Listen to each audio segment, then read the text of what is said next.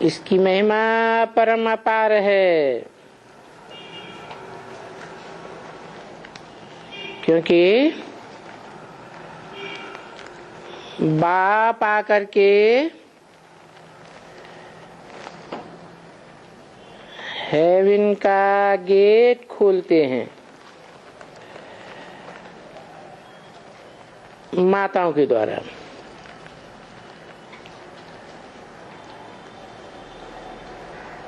इसकी गत और मत यानी वो तो है उनके अक्षर।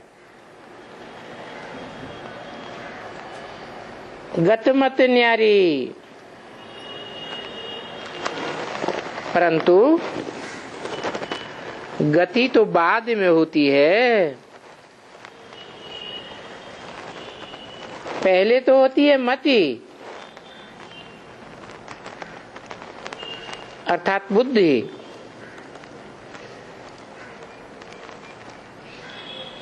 जिसे कहते हैं श्रीमत।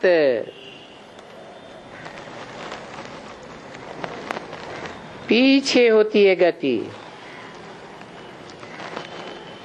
गति और सदगति।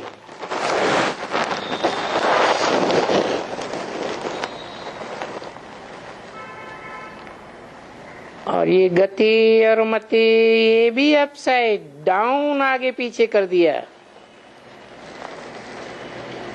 क्योंकि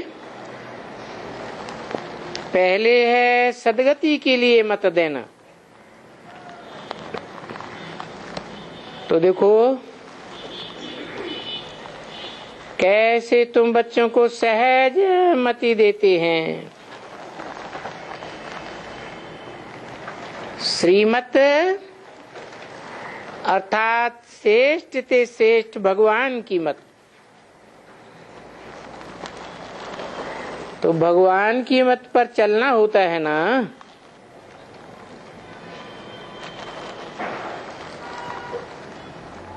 बैरिस्टर की मत पर चलने से बैरिस्टर ही बनेंगे।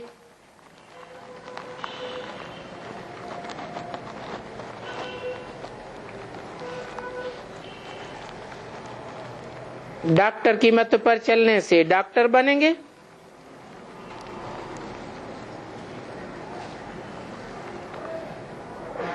डॉक्टरानी बन सकते हैं। और भगवान की मत पर चलने से भगवान और भगवती बनते हैं।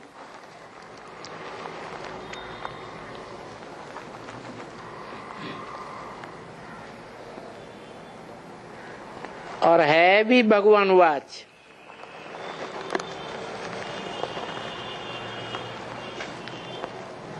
क्योंकि मत देने वाला भगवान है, वो ही मुख से वो वाच करते हैं।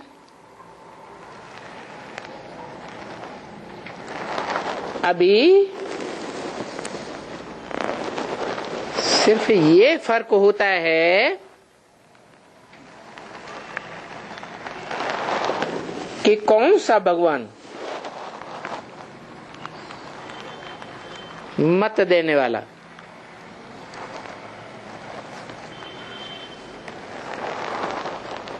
श्रीमत देने वाला कौन सा भगवान।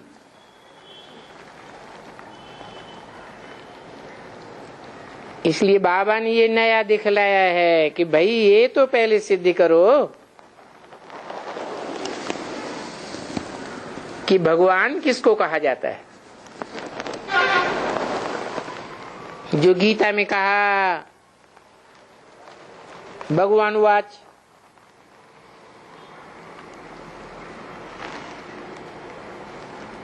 ये बात तो पहले सिद्ध करो।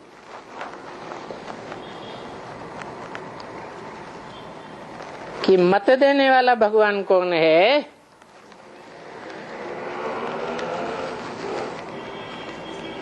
और वो भगवान के बारे में किसी को मालूम ही नहीं है।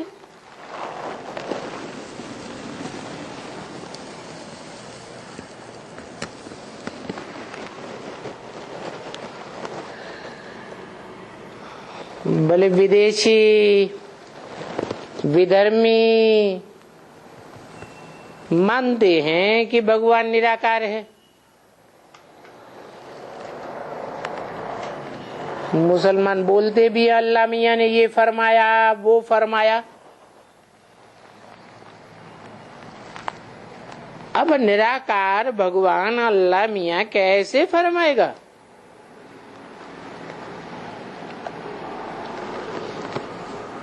फरमान देने के लिए तो मुख चाहिए ना।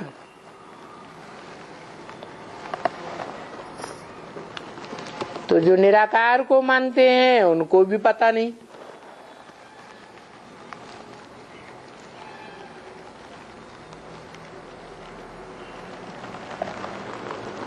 कहते हैं खुदा अर्श में रहता है,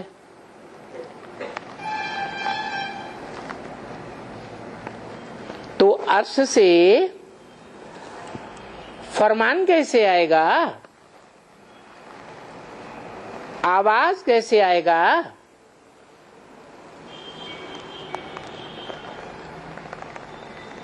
वो तो वाणी से परे धाम है, वहां तो वाणी जाती ही नहीं।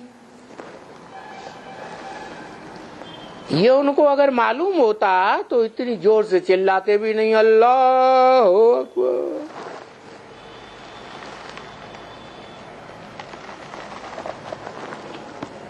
और भारत में कहते हैं भगवान निराकार भी है, भगवान साकार भी है। वो निराकार साकार बन करके आता है, लेकिन कैसे साकार बनकर आता है? गीता में लिख दिया है कृष्ण का नाम। और कृष्ण तो 16 कला संपूर्ण देवता।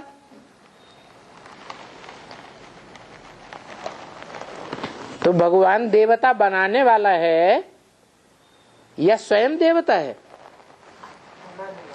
बनाने वाला है। वो तो देवता से भी ऊंचे है।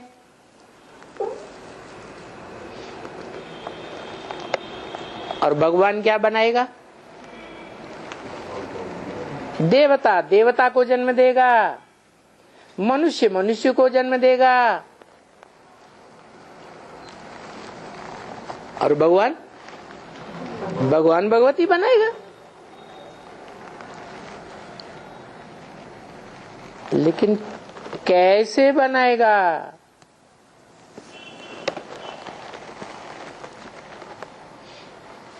अभी कई यूरोपियन लोग हैं जो कृष्ण को भगवान थोड़ा ही मानेंगे।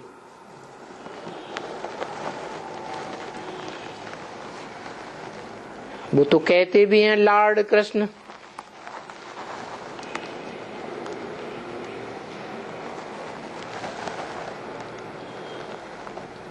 बस वो कहते हैं, क्योंकि ये फिर भी स्वर्ग के मालिक है ना, लक्ष्मी नारायण।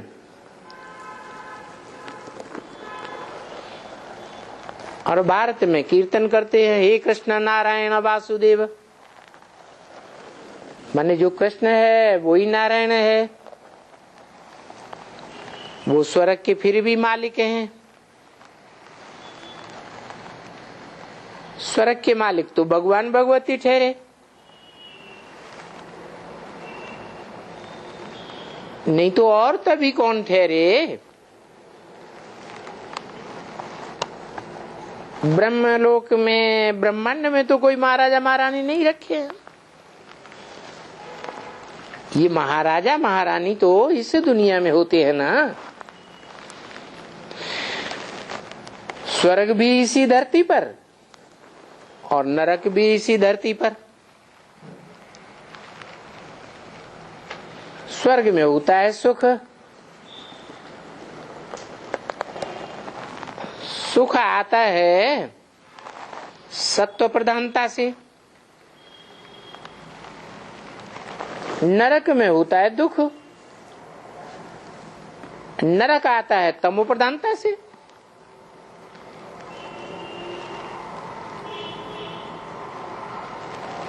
तो इस धरणी पर सत्व प्रधानता भी होती है, फिर तमो प्रधानता भी होती है। सत्व प्रधान अर्थात नया,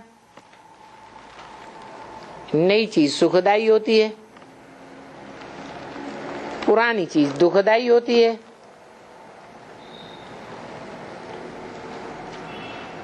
तो ये स्वर्ग नरक भी धरती पर हैं। ये धरती, जल, वायु, अग्नि, आकाश, ये पांचों ही तत्व सत्व प्रधान से तमो प्रधान बनते हैं। दुनिया की हर चीज पहले सत्व प्रधान, फिर बाद में तमो प्रधान होती है। तो ये स्वर्ग और वो नरक, ये दोनों बातें बिल्कुल न्यारी हैं। कैसे? स्व माने आत्मा, ग माने गया। स्वर्ग का मतलब ही है आत्मिक स्थिति में गया।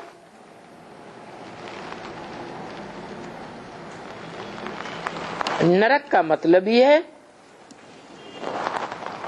नर माने मनुष्य, का माने करने वाला। मनुष्य विकारी होता है तो वो नरक ही बनाएगा। वो अंग्रेजी में कहते हैं हेल और हेवन। तो ये बिल्कुल बुद्धि सहज कहती है, और बुद्धि अभी इस दुनिया में सबकी मारी गई है।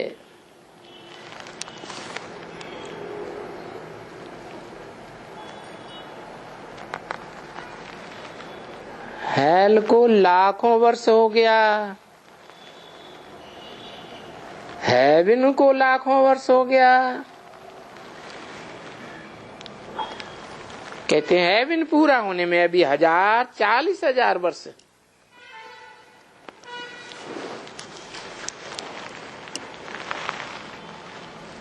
तो बेचारे घोर अंधियारे में हैं, क्योंकि मनुष्यों के पास जो हिस्ट्री है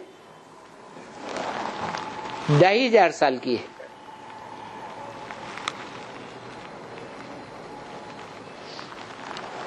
और हिस्ट्री में समय की गणना बताते हैं, इतने बरस हुआ।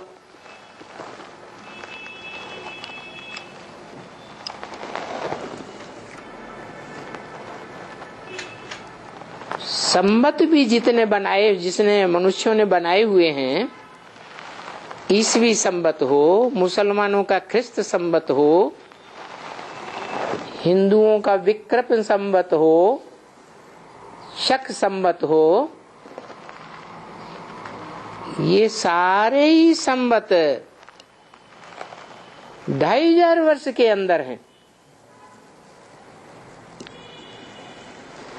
मनुष्यों ने जो गणना समय की है, ये 2,500 वर्ष से ऊपर की कोई गणना नहीं है।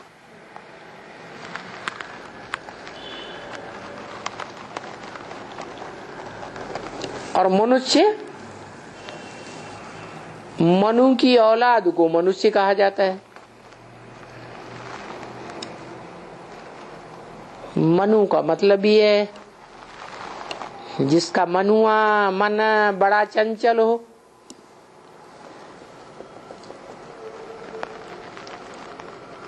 तो चंचल मन स्वर्ग बनाएगा या नरक बनाएगा? नरक बनाएगा।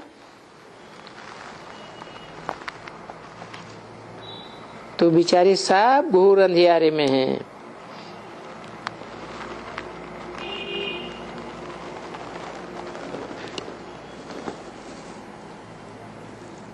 अज्ञानता की नींद में हैं,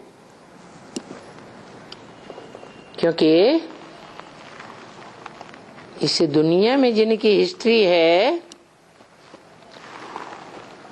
वो सभी विदेशी धर्म पिता हैं। इब्राहिम, बुद्ध, क्राइस्ट आदि 2500 वर्ष के अंदर, और सब मनुष्य हैं। कोई को देवता नहीं कहेंगे। ये मनुष्यों की हिस्ट्री मनुष्यों के पास है। देवताओं की हिस्ट्री कोई मनुष्य के पास नहीं है। क्यों? क्योंकि देवता बनाने वाला तो भगवान है।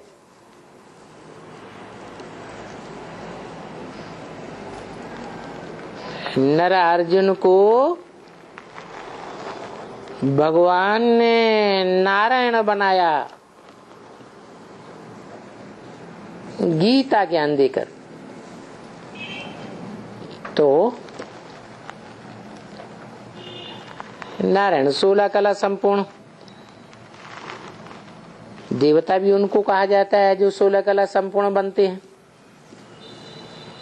और आज के मनुष्यों में तो कोई कला है ही नहीं, बेचारे कलाहीन हुए पड़े हैं। जैसे चंद्रमा की कला खत्म हो जाती है तो चंद्रमा कैसा दिखाई देता? चंद्रमा में उजाला दिखाई देता या अंधेरा दिखाई देता? अंधेरा दिखाई देता। तो कहते हैं चंद्रमा की कला क्षीण हो गई। ऐसे ही मनुष्यों में आज कलाहीनता आ गई, कला काया चट्ट हो गई।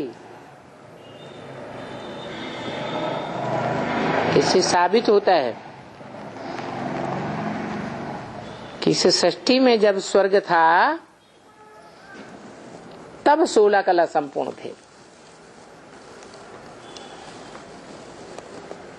और जो पहला देवता 16 कला संपूर्ण था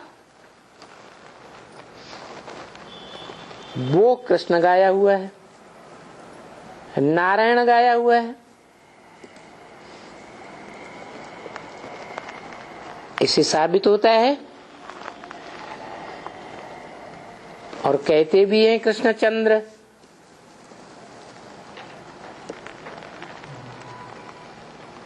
चंद्रमा का टाइटल देते हैं। इसका मतलब कृष्ण इस मनुष्य सृष्टि की ऐसी पहली देवात्मा है जो चंद्रमा की तरह 16 कला संपूर्ण भी इस सृष्टि पर बनती है। और ये सृष्टि जब तामसी बनती है तो कलाहीन भी बन जाती है।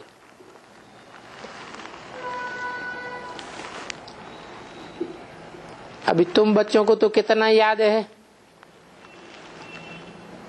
बस ये अभी ये हेल है। किस लिए? हेल टू हेवन जाने के लिए।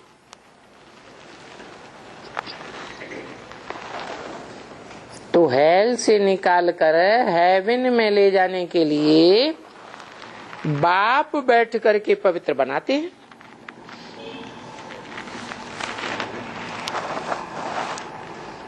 ऐसा गुणवान बनाते हैं लक्ष्मी नारायण जैसा,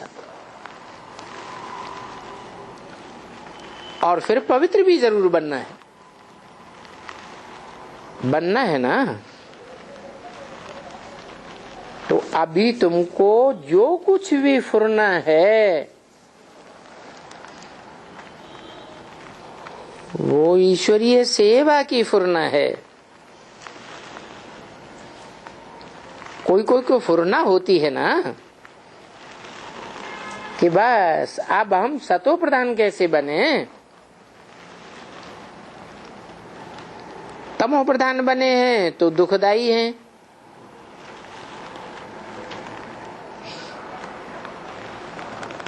दुखी है। तमो प्रधान की पहचान ही है, खुद भी दुखी होगा और दूसरों को भी दुखी करेगा।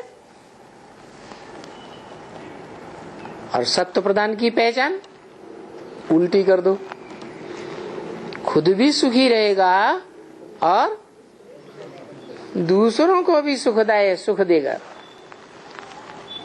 तो बाबा ने बताया है कि सदा सुखदायी रहने के लिए क्या करो है, सदा सुख का दाता कौन आत्मा है?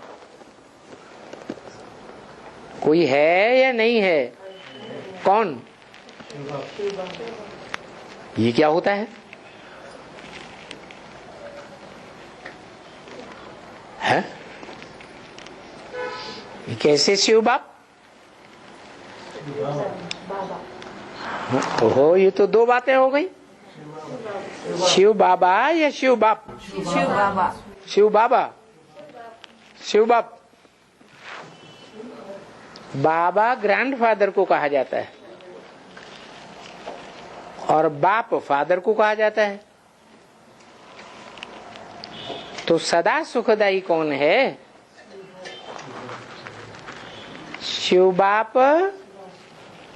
जो कभी जन्म मरण के चक्र में नहीं आता है। भले जन्म मरण के चक्र में नहीं आता है, फिर भी इस सृष्टि पर तो आता है कि नहीं आता है? आता है। और जब आता है तो उसकी वाचा से, उसकी दृष्टि से, उसकी वृत्ति से, वो जिस तन के द्वारा पार्ट बजाता है, उसकी कर्म इंद्रियों से कभी भी कोई दुख की भावना नहीं हो सकती किसी को।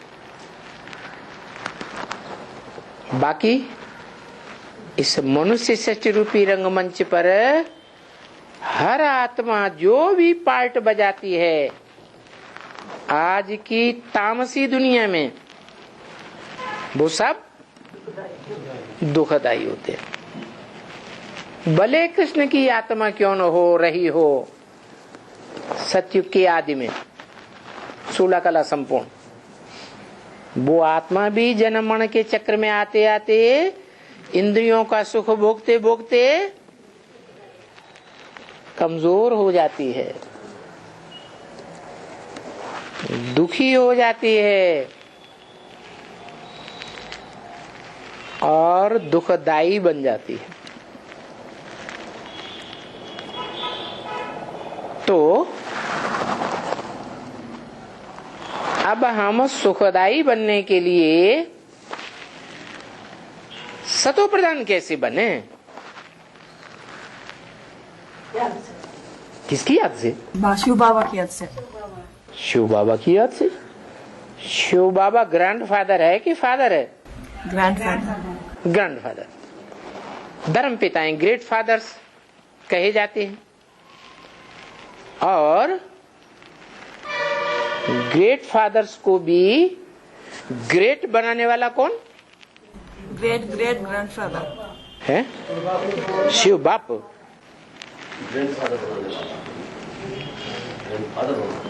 फादर्स का भी कोई ग्रेट ग्रैंडफादर होता है या नहीं है? होता है। तो जो ग्रैंडफादर होता है वो मनुष्य होता है, जन्म मरण के चक्र में आने वाला होता है या जन्म मरण के चक्र से न्यारा होता है? ग्रैंडफादर है। ग्रैंडफादर फादर जैसे जन्म मरण के चक्र में आने वाले होते हैं, इब्राहिम, बुद्ध, क्राइस्ट आदि, ऐसे ही ग्रैंडफादर भी जन्म मरण के चक्र में आने वाला होता है। लेकिन ग्रैंडफादर का भी कोई फादर है, वो कौन? वो शिव, वो कभी भी जन्म मरण के चक्र में आने वाला नहीं है। वो एक ही आत्मा है जो सदा सुखदायी रहकर इस मंच पर पार्ट बजाती है। भले तामसी दुनिया में आती है, तमो प्रधान शरीर में आती है, तमो प्रधान मनुष्यों के बीच में आती है, तो भी पार्ट कैसा बजाती? सदा सतो प्रधान सुखदाई पार्ट बजाती है। तो किसको याद करें? जो हम भी सतो प्रधान बने। ग्रैंडफादर को याद करेंगे कि फादर्स को याद करेंगे? इब्राहिम, बुद्ध, क्राइस्ट को? फादर्स देखा जाता है, भले ऊंचे से ऊंचे फादर्स क्यों न हो, जैसे क्राइस्ट 200-250 करोड़ क्रिश्चियंस उसे अपना बाप मानते हैं, फिर भी अभी क्रिश्चियंस तमो प्रधान बने हैं या सतो प्रधान बने? क्योंकि इतने तमो प्रधान दुखदाई हैं कि सारी सृष्टि में थरथल्ला मचाए दिया एटम बम बना करके। दुखदाई हुए या सुखदाई? तो उनका फादर, क्रिश्चियंस का फादर कौन? क्राइस्ट। वो भी तमो प्रधान होगा।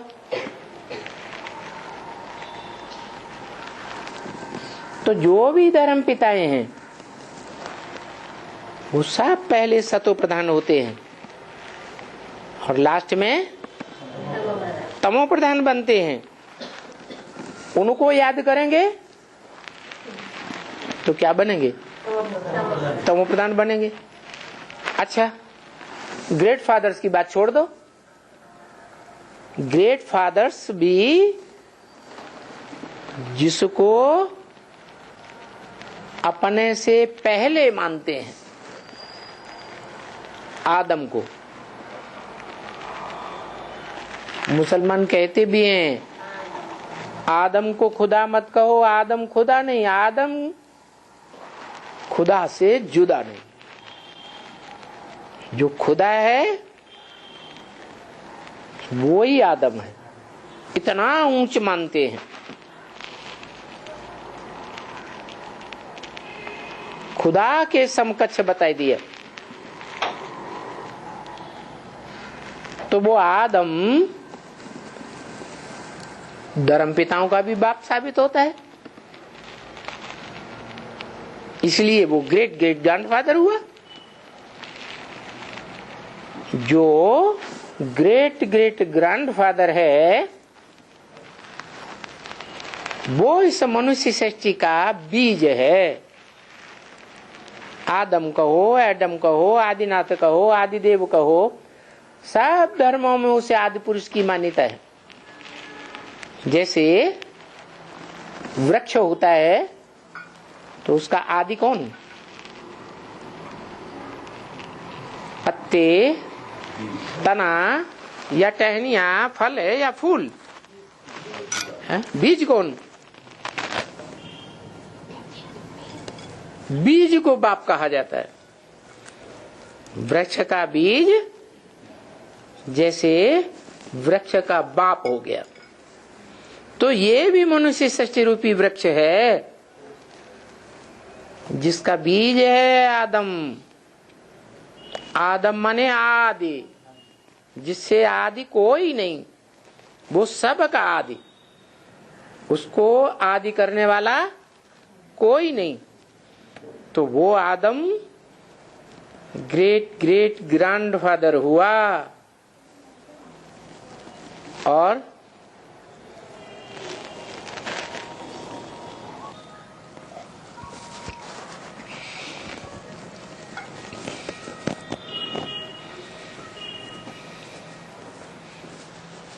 जैसा बीज होगा वैसा झाड़ भी होगा। नीम का बीज कड़ुआ तो झाड़ का प्रत्येक अंश कैसा कड़ुआ। इससे साबित होता है कि धर्म पिताएं सुखदाई फिर बाद में दुखदाई। तो जो मनुष्य सृष्टि का बीज है, धर्म पिताओं का भी बाप है, वो भी आदि में सुखदाई और अंत में दुखदाई।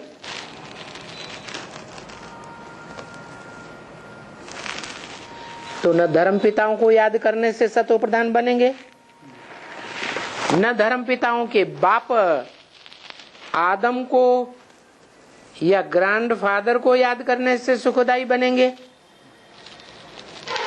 उसी को याद करने से सुखदाई बनेंगे जो सदा सुखदाई है, सदा कल्याणकारी है, कभी भी किसी का कल्याणकारी बनता ही नहीं।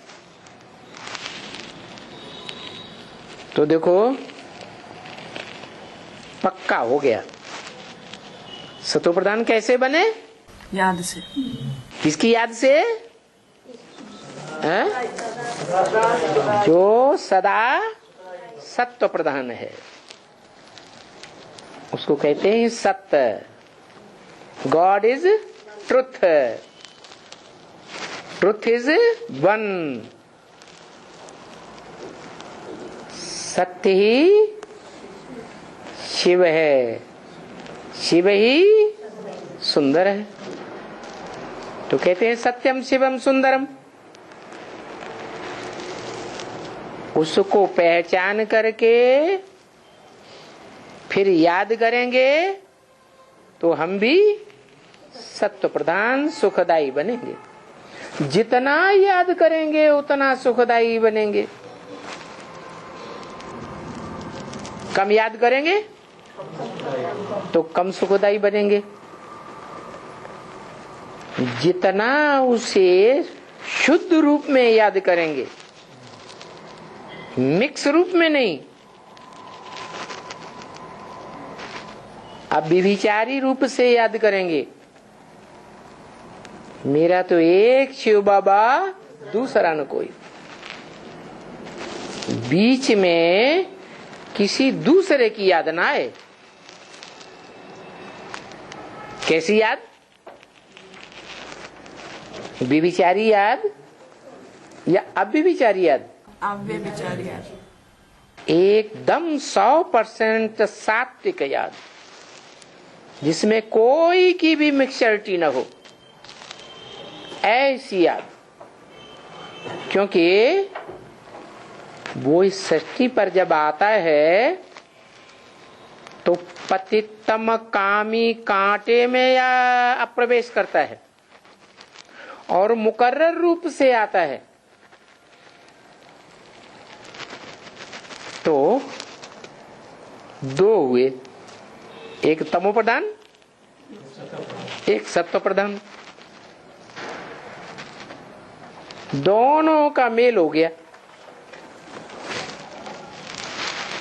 सत्व प्रधान का और तमो प्रधान का मेल हो गया।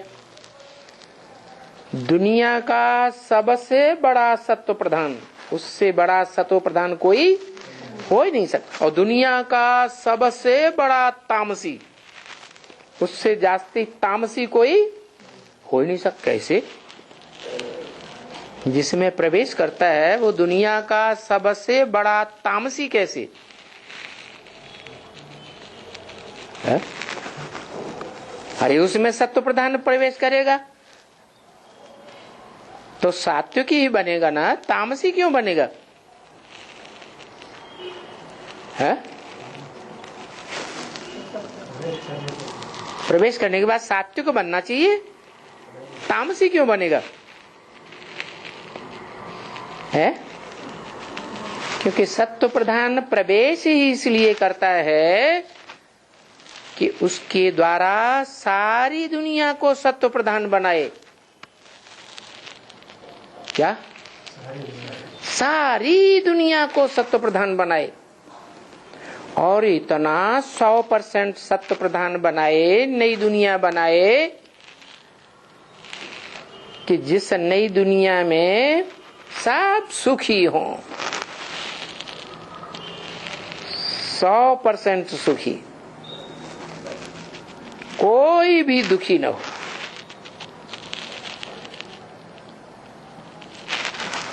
ये लक्ष्य है supreme soul God father Shiv का। इस दुनिया में आने का लक्ष्य क्या है? क्या? पुरानी दुनिया को नई दुनिया बनाने का लक्ष्य है। तो जिस तन में मुकर्रर रूप से आता है, उस तन के द्वारा 100% सत्व प्रधान नई दुनिया बनाए दे, माने नई दुनिया की राजधानी स्थापन कर दे, तो उसका काम पूरा हुआ या नहीं हुआ? है? हुआ ना? नहीं हुआ? काम पूरा हो गया। वो आया ही था पुरानी दुनिया को नई दुनिया बनाने के लिए। पुराने मकान को हर एक बाप अपने बच्चों के सुख के लिए पुराने मकान को तोड़ता है, नई दुनिया नया मकान बनाता है। तो वो भी बेहद का बाप है, अपने बेहद के 500-700 करोड़ बच्चों के लिए नई दुनिया बनाता है। नई दुनिया बनाता है तो काम पूरा हो गया? हो गया ना? काम पूरा हो गया तो वापस जाएगा या बैठा रहेगा? है? वापस जाएगा। वो वापस चला जाएगा नई दुनिया बना करके। तो मनुष्य सृष्टि के जिस बड़े बच्चे को नई दुनिया का वर्षा देकर गया, वो नई दुनिया की पालना की सारी जिम्मेवारी किसके ऊपर आ गई? है? बड़े बच्चे के ऊपर आ गई। उसको कहा जाता है परम पद। भारतीय शास्त्रों में उस विष्णु को कहा गया है परम पद, जो नई दुनिया में नई राजधानी का मालिक कहा जाता है। तो जो सदा सुखदाई है वो तो चला गया, उसका काम पूरा हुआ तो रहेगा या चला जाएगा? चला गया। फिर सत्ता आ गई बड़े भाई के हाथ में। तो जो बड़ा भाई है वो बाप समान कहा तो जाता है। क्या कहते हैं? बड़ा भाई बाप समान, लेकिन बाप तो नहीं है। क्या अंतर है? बाप में और बड़े भाई में अंतर है कि नहीं? कुछ है? भले मुसलमान लोग कहते हैं आदम को खुदा मत कहो, आदम खुदा नहीं, लेकिन खुदा के नूर से आदम जुदा नहीं। आदम खुदा के नूर के समान ही नूर धारण कर लेता है। क्या? और खुदा भी जब इस सृष्टि पर आता है तो बोलता है मैं तुम बच्चों को नंबरवार आप समान बना कर जाऊंगा। तो कोई बच्चा आप समान बनता भी होगा या नहीं बनता है? जो बनता है वो नई सृष्टि का मालिक हो जाता है, नई सृष्टि की पालना करता। फिर ये जो नई सृष्टि है वो नीचे क्यों गिरती है? इसका कारण क्या? कौन बनता है इसका कारण? क्योंकि जिस आत्मा शिव ने आकर के नई सृष्टि बनाने के लिए रास्ता बताया, मत दी, उस मत को किसने धारण किया? सबने धारण किया या किसी एक ने 100% धारण किया है? एक ने 100% धारण किया। तो जिसने एक मत श्रेष्ठ ते श्रेष्ठ 100% धारण कर ली, वो खुदा का नूर जैसा नूर हो गया, बाप समान हो गया। फिर वो बाप समान हो गया तो समान सृष्टि ही रहनी चाहिए ना। सृष्टि नीचे क्यों गिरती है? सुख भोगते नीचे सुख भोगते क्यों? संगम युग में कौन सा सुख भोगते हैं? अत्यंत का सुख भोगा। जब भगवान आता है, जिसे हम supreme soul God father Shiv कहते हैं, ऊंचे ते ऊंचा भगवंत, जो ऊंचे ते ऊंचे मत देता है, वो संगम युग में जो स्वर्णिम संगम युगी सृष्टि बनाता है, उसमें कौन सा सुख हमें मिलता है? अतीन्द्रिय सुख मिलता है। इंद्रियों से अतीत परे का सुख मिलता है, जिससे ऊंचा 10 इंद्रियों को तो छोड़ो, 11वीं इंद्रिय मन का भी सुख नहीं हो सकता। 11वीं इंद्रिय मन बहुत प्रबल है, 10 इंद्रियों से भी प्रबल है। फिर भी मन का सुख भी उतना पावरफुल नहीं जितना संगम युग में अतीन्द्रिय सुख मिलता है, श्रेष्ठ। इसलिए भारत के ग्रंथों में गाया हुआ है, अतीन्द्रिय सुख अगर पूछना है तो किससे पूछो? गोप गोपियों से पूछो। क्या नाम दिया? गोप गोपी। ये क्या होता है? गुप्त क्या माने? वो सुख एक एक ने गुप्त भोगा। एक दूसरे को पता नहीं चला है? गुप्त क्यों? किस हिसाब से गुप्त? मन बुद्धि से। मन बुद्धि से गुप्त। मन का सुख और इंद्रियों का सुख तो वहां होता ही नहीं, वो तो अतीन्द्रिय सुख है, इंद्रियों से परे का सुख है। इतनी ऊंची स्टेज का सुख है कि उसकी तुलना सारी सृष्टि में जो भी सुख मिलता है 84 जन्मों में, वो सुख कहीं मिल ही नहीं सकता। अतीन्द्रिय सुख। और मिलता किनको है? एक को मिलता है नहीं। यथा राजा तथा प्रजा, सबको एक जैसा सुख मिलता है, किसी को कम ज्यादा नहीं। लेकिन वो सुख भोगने वालों को कहा गया गोप और गोपी, जिसका अर्थ होता है गुप्त सुख भोगने वाले। किसके साथ? किसके साथ गुप्त सुख भोगने वाले? किसी के साथ या अकेले? अरे सुख अकेले लिया जाता है या सुख प्रवृत्ति में मिलता है? अकेले तो सन्यासी हो गया, सन्यासियों को क्या सुख होगा? तो किसके साथ सुख लेते हैं वो गोप और गोपी? अरे यही बात भूल गए। एक शिव बाबा, दूसरा न कोई। क्या कहा? एक शिव बाबा, दूसरा न कोई। माना एक के अलावा कोई दूसरा आंखों में न याद आए, दृष्टि ही न जाए एक शिव बाबा के अलावा, वृत्ति न जाए किसी में एक के अलावा और कोई में लगाव न जाए, एक के अलावा और सबके प्रति इच्छा मात्रम अविद्या हो जाए।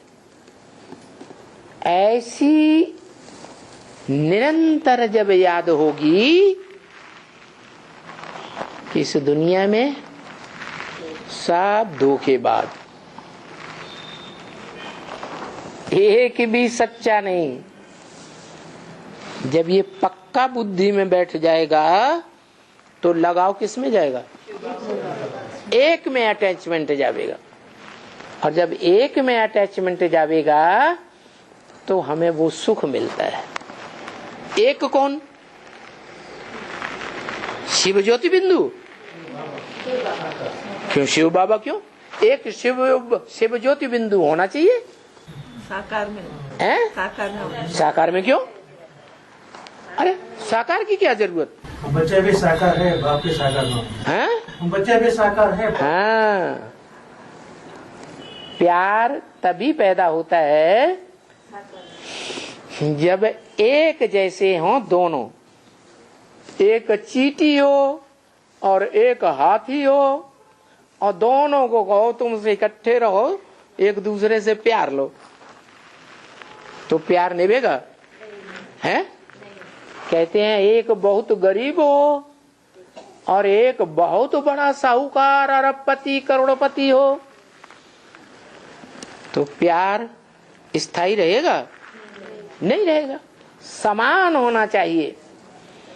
तो जैसे हम निराकार हैं आत्मा और साकार हैं शरीर, ऐसे हमको ऐसा एक चाहिए जो हमारी ही तरह निराकार भी हो, आत्मा निराकार भी हो और साकार भी। लेकिन कैसी आत्मा हो?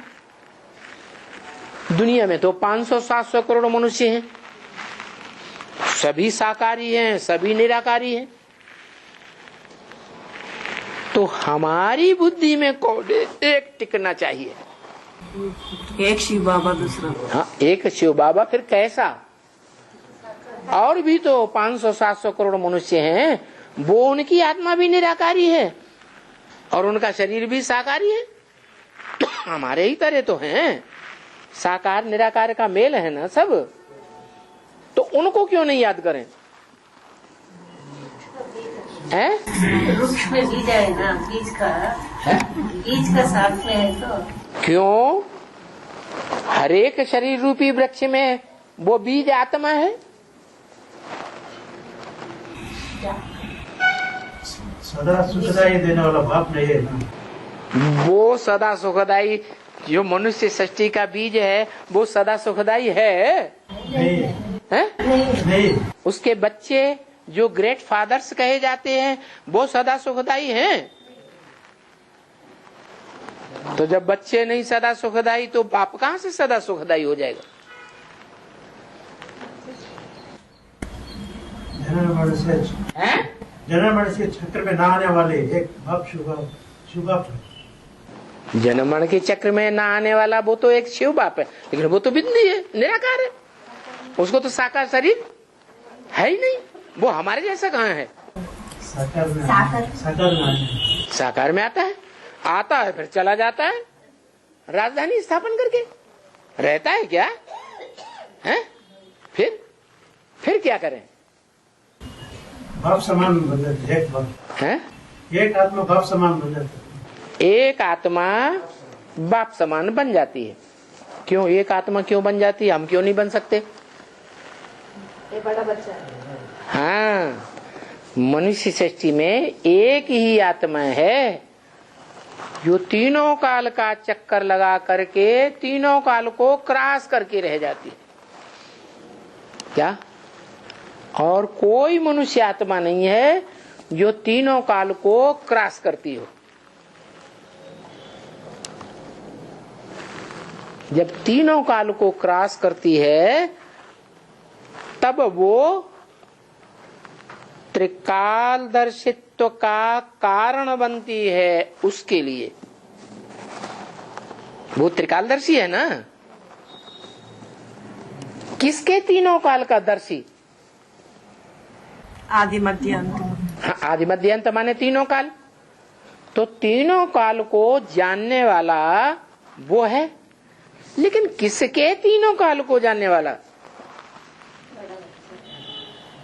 वो है कौन जिसके तीनों कालों को उसने जाना? बड़े बच्चे। हाँ, जो बड़ा बच्चा है मनुष्य सृष्टि का, वो बाप कहा जाता है। और मनुष्य सृष्टि का वो बाप जो तीनों कालों को क्रॉस करके इस सृष्टि पर ही रहता है, तन से भी और मन बुद्धि से भी रहता है। इसी सृष्टि का वासी है। तो वो इस सृष्टि रूपी रंगमंच पर ऊंचते ऊंच पार्टधारी हुआ ना? नहीं हुआ? हुआ। तो उसको पहचान लें और पहचान करके फिर उसे याद करें। तो कैसे पहचाने? ज्ञान क्या है? क्या ज्ञान? ज्ञान तो ढेर है। आसाराम बापू का भी ज्ञान है। मुरली का आधार मुरली तो ब्रह्मा बाबा ने चलाई। ब्रह्मा बाबा ने खुद मुरली चलाई। सबसे ज्यादा मुरली उन्हीं ने ही सुनी। ब्रह्मा बाबा ने सबसे ज्यादा सुनाई। ब्रह्मा बाबा ने सबसे ज्यादा मुरली सुनी कि नहीं? और सबसे ज्यादा सुनाई भी किसने? ब्रह्मा बाबा ने। मुरली का रहस्य नहीं जानते ब्रह्मा बाबा। मुरली का रहस्य ब्रह्मा बाबा मुरली का राज नहीं जानते थे। राज नहीं जानते थे। इसका मतलब कि जो राजदार होता है वो बड़ा आदमी कहा जाता है, और जो राज को नहीं जानता वो बच्चा कहा जाता है। क्या? दादा लेखराज वाली आत्मा बल मुरली सुनती थी सबसे जास्ती। मुरली सबसे जास्ती सुनाती भी थी, लेकिन उसके राज को नहीं जानती। माने वो आत्मा बच्चा बुद्धि थी। इसलिए ब्रह्म वाक्य मुरली में हमेशा बोला है कृष्ण बच्चे को कहा जाता है। किसको कहा जाता है? कृष्ण बच्चे को कहा जाता है। क्योंकि भारतवर्ष में बच्चे के रूप में उसकी पूजा होती रही। बड़े रूप में पूजा हुई क्या? बच्चे के रूप में पूजा होती रही। तो जिस बच्चे के रूप में पूजा होती रही वो बच्चा बुद्धि था। जो बच्चा बुद्धि है वो राज को क्या जाने कि क्या गुप्त संबंध होता है दुनिया में। दुनिया में संबंध तो अनेक प्रकार के होते हैं कि नहीं? और भगवान के साथ भी अनेक प्रकार के संबंध जुड़ते हैं। त्वमेव माता च पिता त्वमेव सर्वम मम देव देव। तू मेरे सब प्रकार के संबंधी हो, भगवान के लिए कहते हैं। तो जो भगवान सब प्रकार का संबंधी है, उन सब प्रकार के संबंधों में कौन सा संबंध है जो मनुष्य सृष्टि में गुप्त रखा जाता है? कोई संबंध है? क्या है?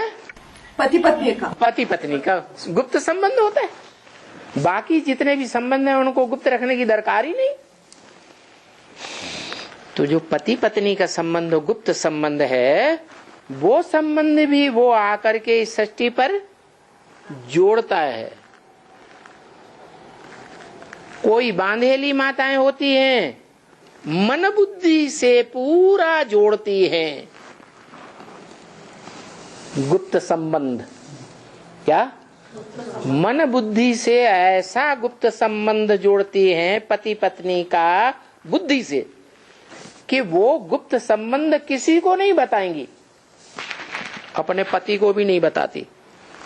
कि मैं उसे कैसे याद करती हूं, लेकिन याद करती है।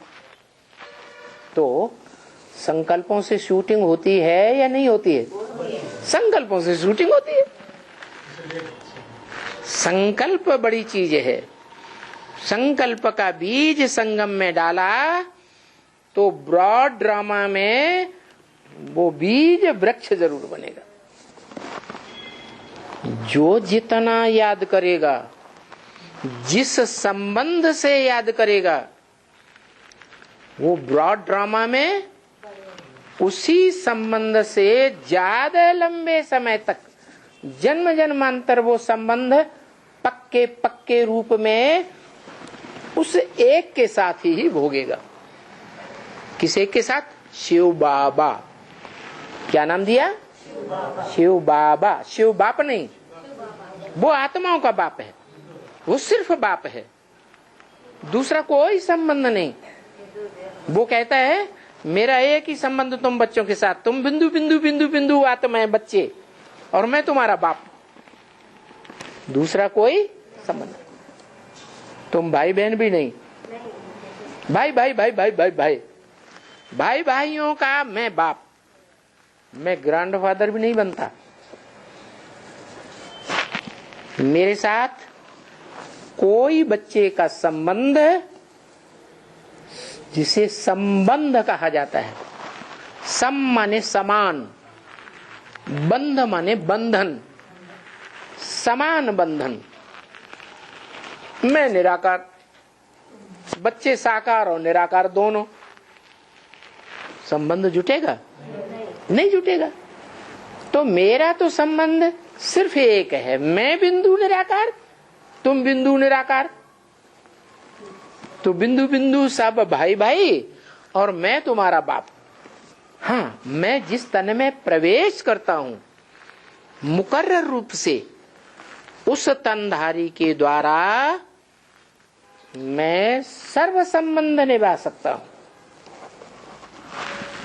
बाप भी हूं, टीचर भी हूं, सदगुरु भी हूं, माता भी हूं, टीचर भी हूं।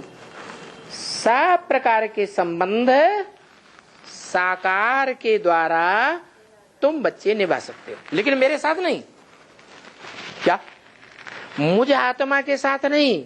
हाँ, मैं आत्मा तुम बच्चों को आकर बताता हूं कि मैं जब आता हूं तो तुम बच्चों को आप समान बनाकर जाता हूं। मैं बिंदु आत्मा तो तुमको भी क्या बना के जाऊंगा? बिंदु। कैसा बिंदु? ऐसा बिंदु कि तुम्हारा शरीर तुम्हें अलग दिखाई दे और तुम आत्मा अलग। क्या? इतने नष्टो मोहा हो जाओ शरीर के साथ। क्या? देह से नष्टो मोहा, देह की इंद्रियों से नष्टो मोहा, देह की इंद्रियों से जो सुख मिलता है उससे भी नष्टो मोहा, और देह के संबंधियों से भी नष्टो मोहा। इस देह के संबंध तो क्या, इस जन्म में संपर्क में भी कोई आत्माएं आई हों थोड़े समय के लिए और बहुत याद आती हो। कभी कभी ऐसा होता है ना, कोई ऐसा मिल जाता है कि थोड़े समय के लिए मिला और वो बुद्धि में ऐसा बस जाता कि भूलता ही नहीं। जैसे लैला मजनू का गायन है। लैला ने मजनू को जीवन में एक बार देखा और जीवन भर उसे याद करती रही। तो ऐसा भी कभी होता है। ब्रह्मवाक्य की मुरली में भी है, एक बार की स्मृति जिंदगी भर के लिए स्थायी बनाई जा सकती है। क्या? एक बार स्मृति में आ गया तो जिंदगी भर के लिए वो स्मृति स्थायी हो सकती है। मान लो कोई विदेशी बंगाल में आया है और बंगाल में आकर के उसने बंगाली रसगुल्ला खाया एक दिन रहा बंगाल में और बंगाली रसगुल्ला खाया और उसे बड़ा स्वाद आया। एक दिन के बाद चला गया, फिर कभी लौट के आया ही नहीं। तो क्या याद करता रहेगा? वो रसगुल्ला की स्मृति सदा काल की अंदर बैठ गई ना। तो ऐसे ही जो स्मृति है वो बीज है, संकल्प तैयार करती है। अच्छा संकल्प भी बनता है स्मृति में और बुरा संकल्प भी बनता है। अच्छे संकल्प का बीज डालेंगे तो अच्छा ही अच्छा मिलेगा और बुरे संकल्प का बीज डालेंगे तो बुरा ही बुरा मिलेगा। इसलिए बोला, ब्रह्मवाक्य मुरली में बोल दिया, ये संगम युग है, मौजों का युग।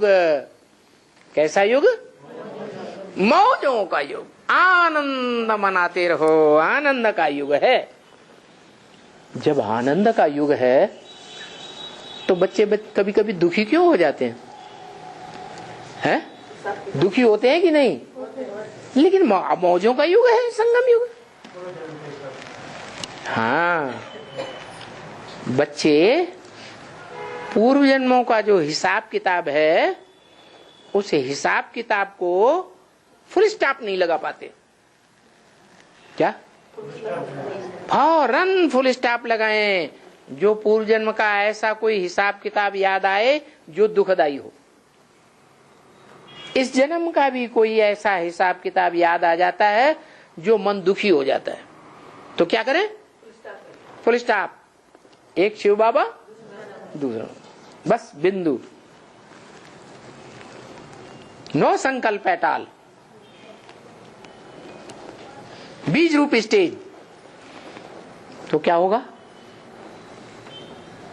वो जो मौज को नष्ट करने वाला संकल्प है, दुखदाई संकल्प, वो रुक गया। तो अगर ऐसा ज्ञानी है तो वो मौजों का युग मनाएगा, सदा काल मौजों का युग मनाएगा। इसलिए बाबा कहते हैं, कैसी भी स्थिति परिस्थिति आ जाए परंतु अपनी मौज में रहना, अपनी मस्ती में रहना। तुम्हारी मौज को कोई तोड़ न सके।